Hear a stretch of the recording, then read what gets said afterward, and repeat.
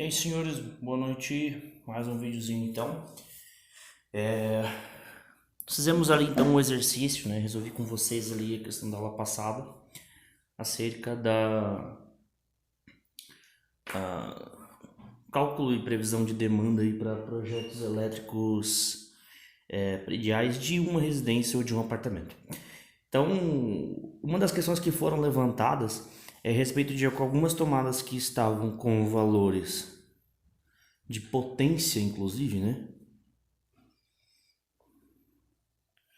Em VA, eu considerei como se fosse igual a watt. Então eu falei que no próximo vídeo eu explicaria a respeito disso. Só de um detalhe. Se vocês lembrarem lá dos triângulozinhos da potência, certo? Vocês já estão bem habituados com isso daqui,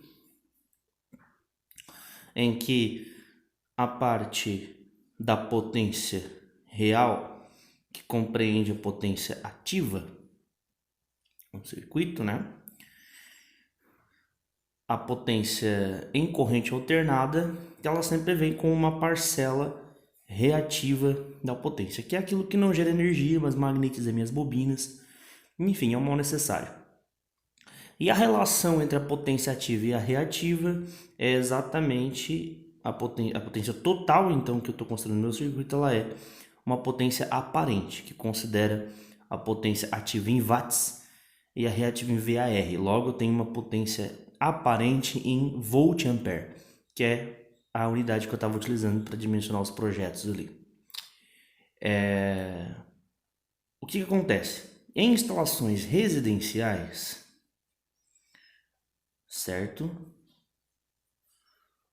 O meu fator de potência, que é a relação entre a potência ativa e a potência aparente, ele é próximo ou igual a 1, ou seja, significa que a minha potência ativa e a potência aparente, elas têm o mesmo valor. Se elas têm o mesmo valor, a potência reativa, ela é inexistente.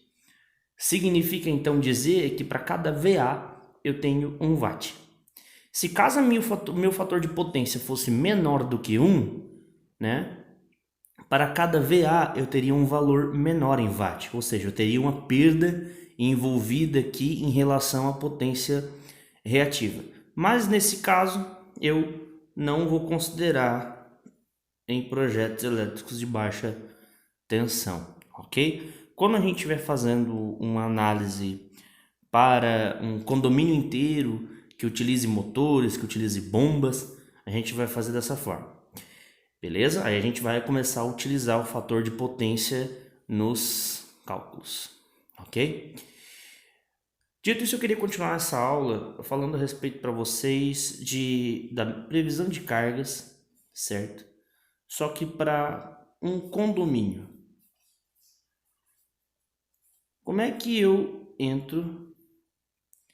Como é que eu vou dimensionar os cabos de alimentação de um residencial completo, por exemplo? Nesse caso aqui, nós vamos iniciar essa análise sem considerar cargas reativas, que são, no caso, motores, bombas. No primeiro caso, a gente não vai considerar. Para uma outra aula, a gente utiliza, ok? Mas, para esse tipo de situação, o que vocês imaginam? Se eu tenho, por exemplo, um residencial, ok? Vamos desenhar um prédiozinho aqui. Ficou bem feio isso aqui, né? Eu tenho lá um edifício com vários apartamentos, certo?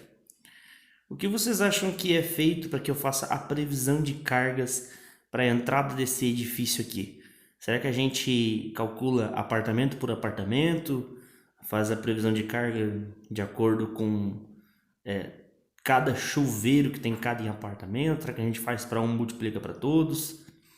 Então, existe uma forma de calcular. A norma NBR 5410,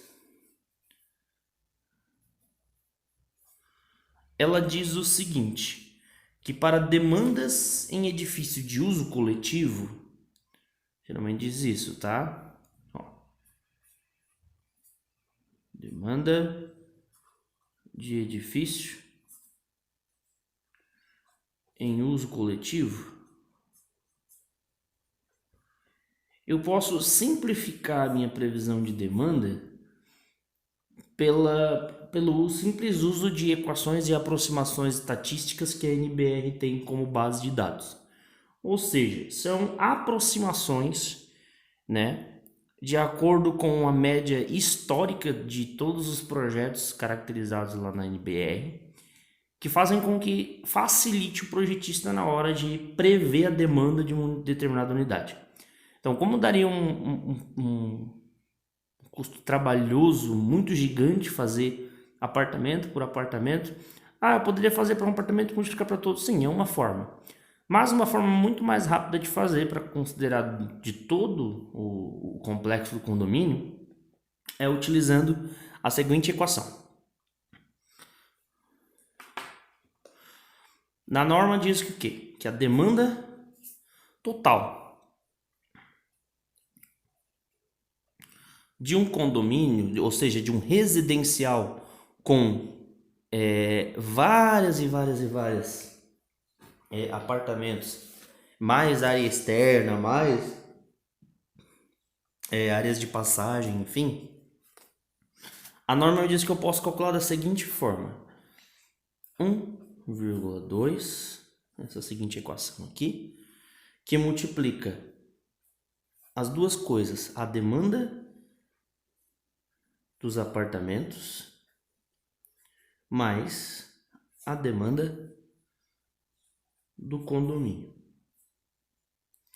Ou seja, a norma ela simplifica para que eu calcule a previsão de demanda para um residencial em 1,2, que multiplica a demanda dos apartamentos mais a demanda do condomínio. Mas essa demanda dos apartamentos ela é feita um cálculo diferente daquele que a gente está acostumado a fazer para um apartamento só. A norma prevê calcular a demanda dos apartamentos da seguinte forma.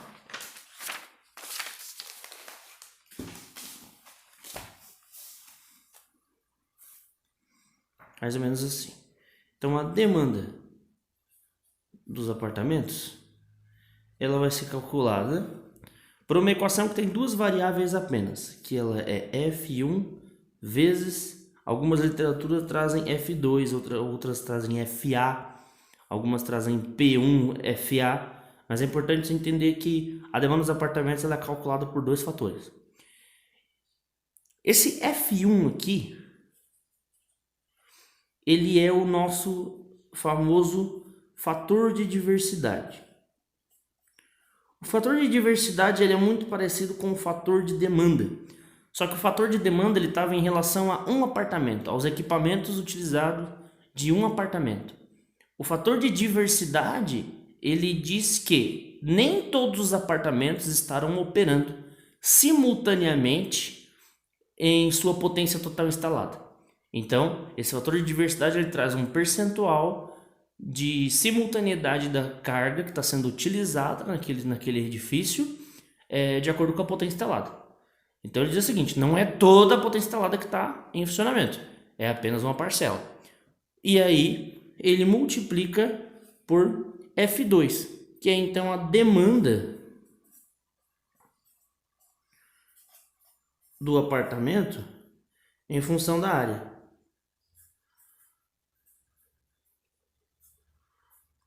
Essa demanda do apartamento não é aquela que a gente calculou prevendo a carga de acordo com os equipamentos que tem dentro da instalação. Essa demanda do apartamento ela é tabelada, gente, de acordo com a área que ela ocupa.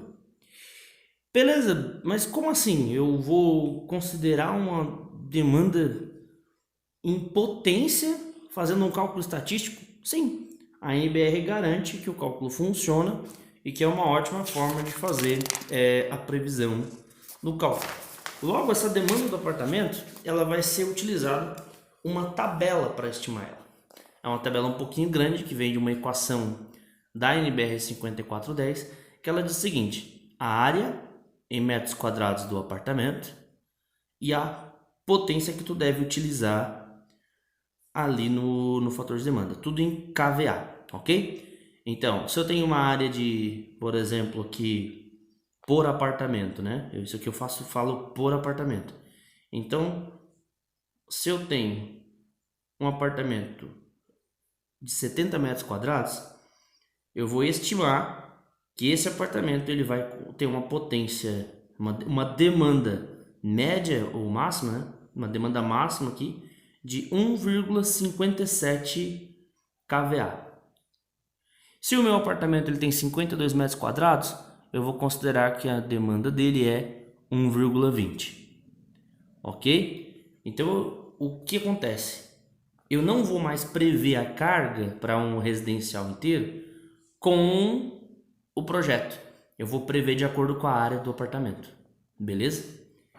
E o fator de diversidade aqui de cima é uma outra tabela que ela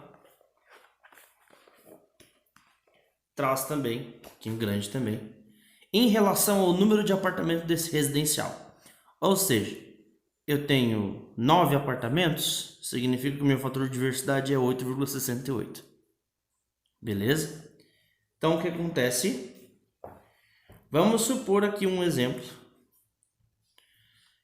que eu tenho um apartamento, certo? Um residencial, em que ele tem 30 apartamentos, e a área útil de cada apartamento ela é 110 metros quadrados, certo? Qual seria a demanda do apartamento nesse caso?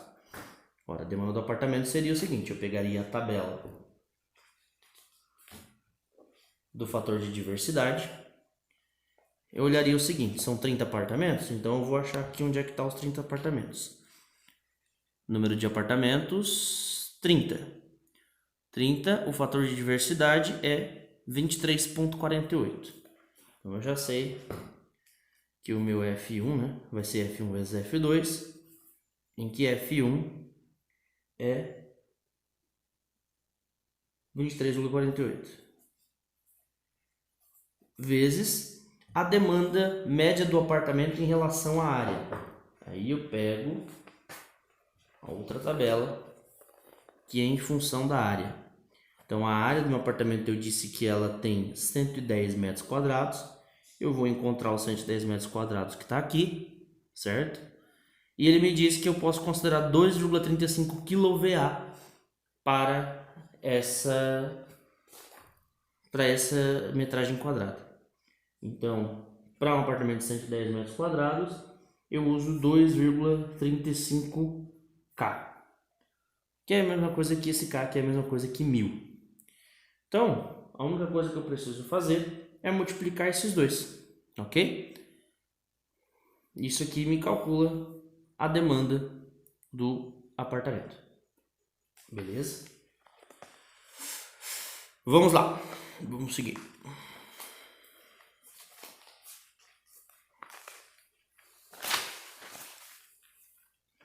A demanda do apartamento, ok. Conseguimos finalizar a demanda do apartamento, conseguimos calcular. Agora nós temos a demanda do condomínio. Ela tem algumas regrinhas um pouquinho mais específicas, certo? Eu vou ter que separar a demanda do condomínio em alguns critérios. Como é que eu vou considerar isso daqui?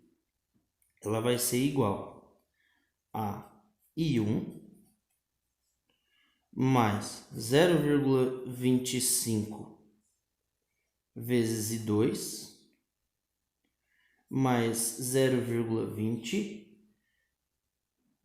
vezes T. Ok? Que significa o quê? I1 é o seguinte: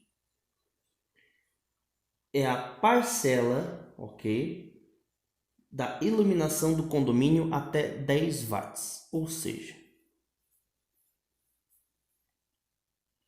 parcela de iluminação menor ou igual a 10 watts. E I2 é a parcela de iluminação acima de 10 watts. O que isso quer dizer? Para cálculo da demanda do condomínio, a gente utiliza alguns fatores que dizem o seguinte: eu utilizo 100% da capacidade das cargas de iluminação até 10 watts e apenas 25% daquilo que excede 10 watts. Lembra do cálculozinho que a gente fez para determinar a tomada em quartos, em salas e cozinhas? Então é bem parecido. Até 10 watts eu utilizo a potência total. Acima do que passa de 10 kW, tá? Aqui é 10 kW. Acima do que passa de 10 kW, eu utilizo apenas 25%. E aquilo que é de tomada, eu utilizo apenas 20%. Então, T é a potência de tomada. Certo? Ficou um pouquinho confuso? Vamos fazer um exemplo aqui, uma simulação.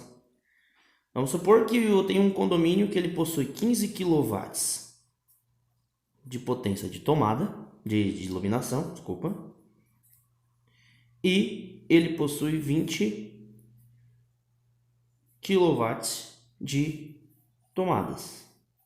O que são essas potências aqui? São as partes de passagem do condomínio, são os halls, são os corredores, são as áreas externas, são o salão de festa, tudo isso entra dentro do condomínio, ok? Se eu quiser fazer o salão de festa separado, eu posso fazer, mas eu posso utilizar essa fórmula aqui também, ok?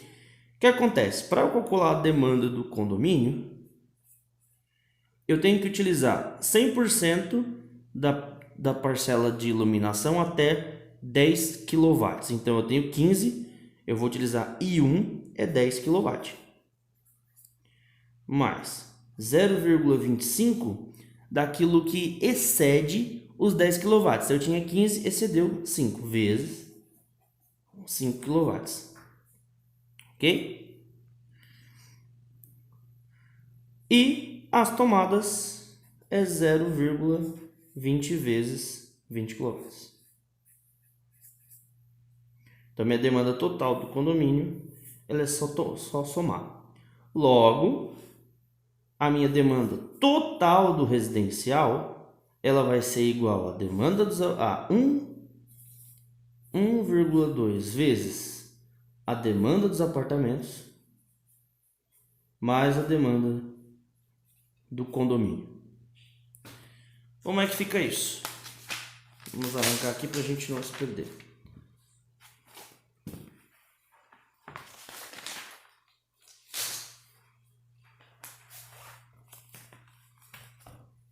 Então, a minha demanda total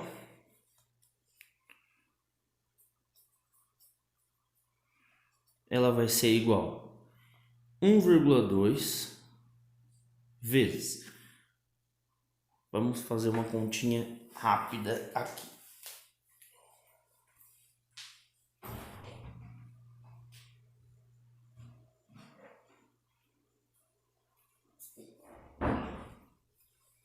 Lá dentro dos calculadores, rapaziada. É isso aí. Assim é a vida. Vamos lá. A minha demanda dos apartamentos, elas tiveram esse fim aqui, certo? Vamos supor que é o mesmo condomínio. A minha demanda dos apartamentos ficou então em 23,48 vezes 2,35K. Então, 55,178. Vamos arredondar. 55,18 kVA. 55,18 kVA. Ok? Então, essa aqui é a demanda do apartamento. E a demanda do condomínio, ela é a soma disso aqui tudo, né?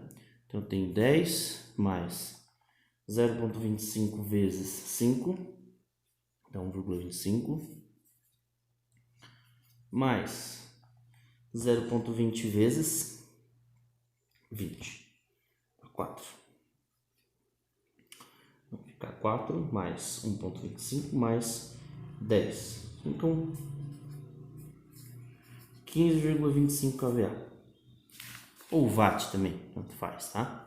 Então a demanda total ela é 1,2 vezes o 55,18 mais o 15,25. A minha demanda total é igual a 1,2 vezes 15,25 mais 55,18, 70,43.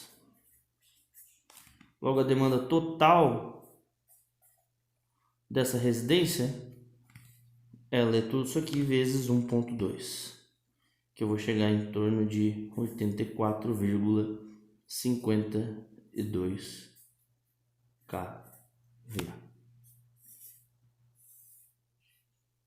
Ok? E esse valor eu vou utilizar para colocar meu quadro lá, dimensionar os dispositivos de proteção do meu quadro de medição, das capacidades dos condutores e definir também o tamanho dos eletrodutos. Ok? Essa era a aula de hoje, senhores. Eu vou postar um exercício ali para que vocês façam acerca desse tipo de situação. E, obviamente, eu espero que vocês enviem até a terça-feira, às 7 da noite que vem. Beleza, senhores? Uma boa noite para vocês, bons estudos. Estarei até às 10 horas aguardando dúvidas aí que vocês precisarem para ajudar vocês nos estudos. Beleza? Abraço.